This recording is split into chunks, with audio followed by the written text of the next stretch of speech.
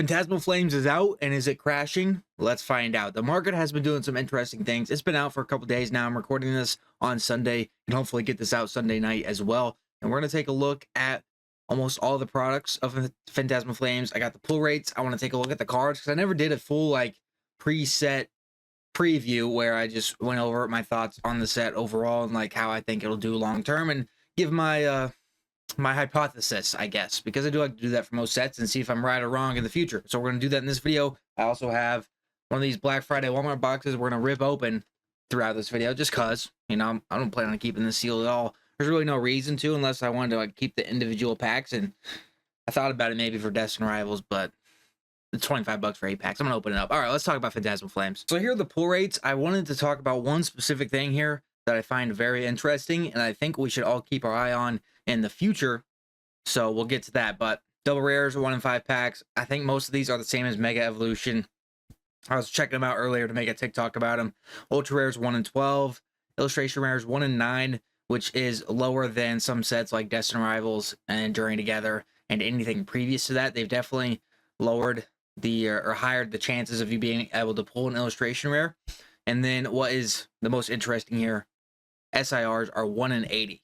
This is much lower than Mega Evolution and Destined Rivals by a good margin. Like even one card difference here can make a lot and adds up to a lot when you open a ton of packs. And 1 in 80 is very, very low. Let me just look up Mega Evolution because I did just look up this earlier. Let's look up the pull rates real quick just to compare it. 1 in 101. So a 21 difference is why I'm saying this. We should keep an eye on this because this means that Charizard is going to be pulled a lot more often than anything else. And there's not a ton of special illustrations. So a specific one is 1 in 400 and a specific one for Mega Evolution 1 in 1000.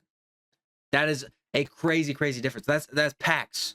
That's more than double difference to pull a specific one. So every 1 in 400 packs. So if you bought about like what 11 booster boxes or whatever it is, that's bad math, but you theoretically pull a Charizard in theory. This is what I want to keep my eye on because that means there's a lot more of these Charizards that are going to be out there. And this is a very sought after card. So we'll see if that affects prices long term, if it's easier to pull. That's what I want to talk about. And then 1 in 1000 for the Mega Hyper Rare Charizard. And then there's it's the same, but a specific one's harder because there's 2 of them in that set. Only 1 in Phantasmal Flames. So that's why I want to bring up was the 1 in 80 because that is very, very low compared to recent sets. And now real quick, we'll dive into the set list overall. I think this is a good set, but I do really, really wish there was a Gengar in here as well. That's what it was almost teased as with Phantasmal Flames, was a Gengar and Charizard set. And there's like a Gengar EX or something somewhere in here. Don't know exactly. Oh yeah, right here. But it's pretty mid, right? And I think Gengar has already been teased for Mega Dream in the Japanese.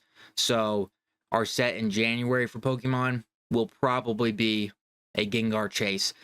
If this had a Charizard and Gengar, I would really, really rank this high. But right now, the Charizard's carrying it heavily, and people seem to really like this card. And it's a very beautiful card. You have a normal Charizard and a shiny Charizard there, or a Mega Charizard. Well, sometimes I get my terms mixed up here, but it's a very good card. But I honestly kind of feel like this set is almost carried by it, and that doesn't mean that's bad necessarily. I thought Twilight Masquerade, well, I didn't think it is carried by Greninja. And Greninja carried it pretty far. So this could easily be a very, sought after set just because of the Charizard. And of course you have a gold Charizard, which I don't really like this. Maybe in your hand it'll look a lot cooler, but you could like barely tell that that's Charizard, man. I don't know if I like that one. The other gold cards from Mega Evolution were much cooler. They were way more textured. Like I feel like this one was a bit of a fumble here. Then you have a Dawn as the 3rd most expensive card. That's why I feel like this set could be underwhelming in terms of an investment standpoint because it is it's not really full of depth like some of the sets we have been getting. Mega Evolution has decent depth, and then Destined Rivals has great depth. Journey Together is probably, close to the same tier as this. I'd put this one higher just because Charizard is that much better of a chase than Lily's Clefairy. But then Prismatic, of course, has some depth. So depth-wise, I just don't really think. Like, your 4th most expensive card is the full art. These other special illustrations are behind the gold, which they should be. A trainer, and a full art, a normal full art. And then your other ones here are pretty underwhelming. Low punny, the artwork just not great. Sharpedo, I like Sharpedo, so I think the card is cool, but overall the card is not anything special. So nothing great there. Then a Rotom SIR that is not anything special in my opinion either. So it's really just Charizard up here at the top, and you have a gold Charizard to help it out at least. So 2 Charizards at the top, and already like nothing even close to 100. And these 2 are very expensive, so they're gonna have to carry, and I think they will. A Meowth card too. It's a nice Meowth card. It has some decent illustration rares like Meowth and Piplup. I like another Dawn card, and then Wigglytuff is underwhelming to say the least.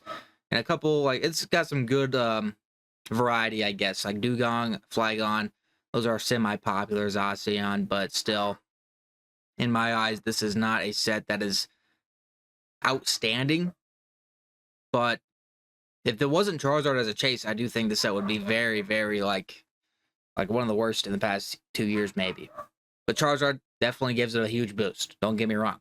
However, we've seen Charizard sets not do great. Obsidian Flames is a prime example of that. Sorry for the barking in the background. They are yapping at nothing out there. It's kind of annoying. So there's my thoughts on the set overall. We're going to take a look at the products as I rip open some packs. So give me 1 second to open up this box here. All right, booster box is up first. As you can see, they really have not done anything since release. And it's only been 2 days, so give some time. But also what I wanted to say in this was we need to really wait for Wave 2 to make any bold assumptions here. We need to wait till Wave 2, because Wave 2 is where Mega Evolution really saw a bit of a decline. Like those boxes went from like 320 to 260, 250, dropping into the 240s. So whenever Wave 2 comes, because we all heard the leaks and rumors from the start that some people were kind of saying that there wasn't much going on with this. And look at that. This is a card I actually wanted. Team Rocket Spidops from Destined Rivals. We just pulled. Pretty sweet card there. So yes, we just need to wait it out and see what Wave 2 does, because I'm not taking much of these prices for much here. I'm not moved by these prices staying where they are because we haven't seen Wave 2. All right, now for the ETBs, pretty similar story. There's a lot of these sold on release day, and they have dropped for sure. You know, pushing $194 market price, but not a huge difference. And this ETBs might be slightly more expensive than some of the past ones we've had, because they're more collectible, I would say, than some of the other ETBs. Like I forget what was on Mega Evolution, Lucario and Gardevoir. So it's a Charizard ETB. I would say that they're a bit more collectible, and that might affect things slightly, like 1 to 2% is what I'm talking here. A couple dollars maybe. So just maybe take that into account when seeing things, but still, this is pretty normal for what we've seen with releases in terms of price-wise. Now, Pokemon Center ETBs, I have not checked since before release, and I knew they were pretty expensive, so yeah, up to $530, and now dropping $288. Honestly, I thought they maybe get a little bit lower. $288 lowest listed right now, or $289, I guess. And I was thinking these could drop like low 200s, and they might still, because they're not many selling, and it's only been 3 days, so they might continue taking a big fall, and I think they will. They'll bottom out around low 200s, I hope. But it's also, like I said, a Charizard Pokemon Center ETB. And is it the only Charizard Pokemon Center ETB that you could get ever? Is there another one with a Charizard on it? I can't remember. But maybe that has a slight thing to do with people's mentality sometimes. Because Charizard, everybody loves Charizard, you know what I'm saying? Let me open this pack up. There's probably nothing in it because we just pulled something good. Yeah. Alright, I got Surging Sparks pack in my hands. But there's the Pokemon Center ETBs. I don't think that any of these are good purchases at the moment. But you might be able to find some at MSRP. I saw a TikTok saying people, or somebody went to a GameStop 5 p.m. on release day and came out with an ETB and a booster box. I do think most GameStops are getting more product on release day. Like when I went, and this is the only time I went, but I went for Prismatic back in January, and they had like barely anything for people. I mean, nobody there's a lot of people in line that didn't get anything, which happened for many, many months after that. But I think now they are getting much more product, especially with these booster box sets, because they're getting those sleeve packs. With specialty sets, maybe it's a bit less, but you get the sleeve packs, booster boxes, ETBs, etc. So I do think that they are getting much more product, and that is a good sign. A good sign, at least. All right, next thing up, I got the... Oh, that's not a Pokemon Center ETB. Oops. I got the Mega Charizard EX UPC. And now these, I feel like, had a pretty decent... Yeah, they had a pretty decent drop-off from like 240 now to low 200s. And I'm not sure that we see these get super low. It really depends on Pokemon. Like, are they going to try and get this product out there to as many big box stores as possible? Or are they going to focus more on just getting the cards themselves to people? Because I feel like the last few months, they've just been focusing on getting the cards out there, and that would be as fast as possible. So they're not going to go through the trouble of remaking all these when they can just release more booster bundles or more sleeve packs to get packs on the shelves. So will they go out of their way to do a bunch of reprints of the Charizard UPC is one of the big questions when it comes to the price of this thing. Is there going to be a better opportunity to get this maybe on the secondary market for like 140 or, well, I mean, what even is MSRP? Is MSRP 120? I think it's like 123 or something. So will these drop to like 150 to where they can't really be scalped and you can maybe find them at stores? That's a big question we all have no answer to, but I'd like to say yes, just so we can pick up more, because a Charizard UPC, that's a good UPC to have in your sealed collection / investing. Just saying, guys. Anyways, I want to know your thoughts on this. Do you think this is going to go like 150 and below, or is this going to chill, maybe drop to like 180? I'm not sure. It's hard to tell, man. I don't know. The prismatic UPCs or SPCs, I guess, for these ones, the prismatic ones, are low-key dropping more and more, but there also hasn't been like really confirmed reprints of them. So super hard to tell. Super duper hard to tell. Anything good of this? Team Rockets? Nope. Was that my second Destined Rivals? Dang it. We did not pull any of the bangers from Destined Rivals. All right, second journey together. And then we'll take a look at the cards. Second journey together. What we got in here? Lotad, Rockruff. Oh, okay. Is that an SIR? Is 2 stars an SIR? Maybe it is. I got a Ruffian Trainer. Not the best, but it's something. All right, I got 2 more packs left, but let's take a look. Mega Charizard EX right now. Most recent sale 440. Maybe that was a damaged one.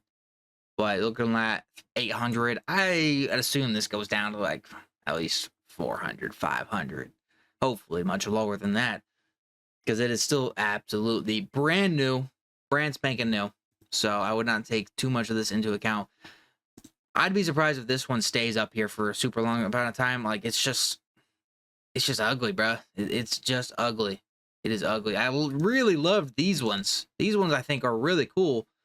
But where's the texture on this? This is, or maybe this isn't quite the correct picture. Sometimes they don't have the right pictures, but that just looks bad. We'll see. We will see. Well, what's this? Okay. Okay. So the picture is not doing it any justice at all. That's much better looking.